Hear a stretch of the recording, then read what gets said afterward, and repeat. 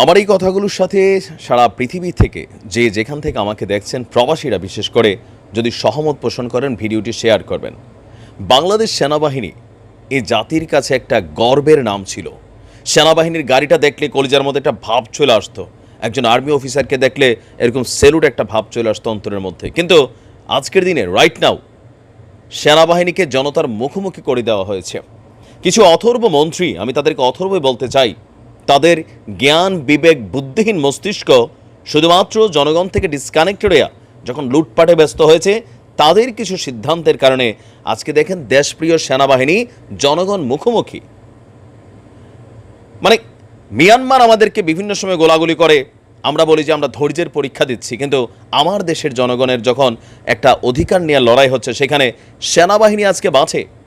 But আমরা একটা জিনিস বিশ্বাস করি, যে বিশ্বাসটা কোথাও না কোথাও আমার মনে হয় যে আমার মতন প্রত্যেকটা প্রবাসী সেনাবাহিনীর মানুষের প্রতি মিনিমাম লেভেলে জীবিত আছে। অনেকটা নষ্ট করে দিয়েছে আজিজরা। আমি আমার সেনাবাহিনীর সাধারণ সদস্য ভাইদেরকে বলছি, ভাই বা আমাদের মধ্যে যাদের পরিবারের মধ্যে আর্মিতে বা ডিফেন্সে কোনো লোক কাজ করে তাদের সাথে একটু যেমনি হোক কমিউনিকেশন করেন। যদি উপর থেকে অর্ডার থাকে, যেমন গতকালকে একজন পুলিশ বলছিল উপর থেকে অর্ডার আছে, একদম গুলি করে দিবে সোজা, তো এরকম যদি কোনো অর্ডার আপনার উপরেও থাকে আপনি এই চাকরি ছেড়ে দেন। এমনি তো এই চাকরি বেশি দিন নাই। দেখেন আপনি আপনার উপরে যারা বস আছেন, মেজর বা কর্নেল অথবা ব্রিগেডিয়ার জেনারেল, এই টাইপের যারা আছেন ভাই, তারা বিলিয়ন অফ মানে টাকা কামাই ফেলছে, কামাবে। এমনকি দেশের কোনো জরুরি পরিস্থিতি হলে তারা কিন্তু দেশ ছেড়া পালাবে। আপনি দেখেন আজিজ রে বিলিয়নস অফ ডলার কামাই ফেলছে, কিন্তু আপনার জন্য যে সাধারণ একটা সুযোগ ইউএন মিশনে যাওয়া, জাতিসংঘের মিশন, সেটাও কিন্তু বন্ধ হয়ে যাবে। কারণ অলরেডি এগুলো নিয়ে জাতিসংঘ কনসার্ন করতেছে। সেনাবাহিনীকে যদি স্যাংশন দিয়ে দেয় তখন আপনি না পারবেন বিদেশ যাইতেন, না পারবেন আপনি আপনার এলাকায় গিয়ে মুখ দেখাইতেন, আপনার সন্তান একজন খুনির সন্তান হিসাবে পরিচিত হবে। আমরা চাই না এমন কোনো কিছু হোক। দেশপ্রিয় সেনাবাহিনী আজকে মাঠে নামছে, আমরা আস্থা রাখতে চাই। যেটা সত্য, যেটা ন্যায়, যে আন্দোলনটা যৌক্তিক, সেইটা করতে গেলে আপনি কারো বুকে গুলি চালাবেন না। কারণ 111 এই দেশে ছিল, এই সেনাবাহিনীকেও রাজপথ থেকে জনগণ সরাই দিয়া প্রমাণ করছিল যে আপনারাও মানে কি বলা হয় যে এতটা অভার শক্তিশালী না যে আপনাদেরকেও প্রটেস্ট করা যায় না। আর আপনাদের অতীত অভিজ্ঞতা আছে, পিলখানাতে এতগুলো মানুষ মারা গেছে, নানান ষড়যন্ত্রের শিকার আমাদের বাংলাদেশ সেনাবাহিনী। বাট আমরা বিশ্বাস করি যে আপনার পারপাস হচ্ছে দেশকে সার্ভ করা, কোনো রাজনৈতিক সিদ্ধান্তকে না। কারণ এই লড়াইটা এখন যেদিকে যাচ্ছে সেটাতে আমাদের আইনশৃঙ্খলা বাহিনীগুলো অলরেডি বিতর্কিত ভাই। বিজিবির কথা আমি বলি, বারবার সীমান্তে বিভিন্ন জায়গায় আমাদের বিজিবিরে ধৈর্য পর্যন্ত নিয়ে পিটাইছে বিএসএফ, কিচ্ছু করার নাই। মানুষকে মাইরা ঝুলাই রাখে তারের মধ্যে, আমাদের বিজিবি সেখানে কোনো রকম ভূমিকা রাখতে পারে না। মাদক চোরা কারবারিদের সাথেও সেখানে তারা গুলিতে মরে যায়। কিন্তু ছোট ছোট কোমলমতি বাচ্চাগুলোর উপরে এসে বাঘের মতন লাঠিচার্জ করে, এমন দৃশ্য তো আমরা দেখতে চাই নাই।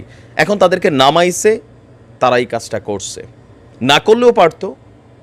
যে অর্ডার মানুষের বুকে গুলি চালানোর জন্য আসে, আপনি এই উত্তাল ফায়ারের সামনে যখন আপনি যাবেন সেখানে এটার আঁচ আপনাকে টাচ করবে, আপনি না গেলেই তো পারেন। আর গ্যাসেন যেহেতু এত, আপনি আগুনরে আবার আগুন দিয়ে কাটতে যায়েন না, সেটাতে আগুনের সংখ্যা বেড়ে যাবে, উত্তাপটা বাড়বে। সারা পৃথিবীতে ছড়িয়ে ছিটিয়ে থাকা প্রবাসীদের পক্ষ থেকে আমাদের সেনাবাহিনীর প্রতি আমাদের আকুল আবেদন, আপনাদের প্রতি এখনও মানুষের ভরসা আছে, আস্থা আছে, ন্যূনতম ভালোবাসাটা এখনও আছে।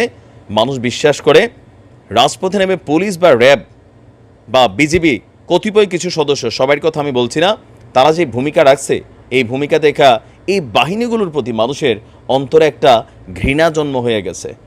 এটা আপনি কোনোভাবেই মানে মিটাইতে পারবেন না একটা সিস্টেম ছাড়া। সেনাবাহিনী বাকি আছে, দেখা যাক আজকে আপনারা নামছেন, হয়তো একটা শান্তি আসবে। আমরা চাই সকল কিছুর একটা সুন্দর সমাধান হোক, আর কোনো মায়ের বুক খালি না হোক।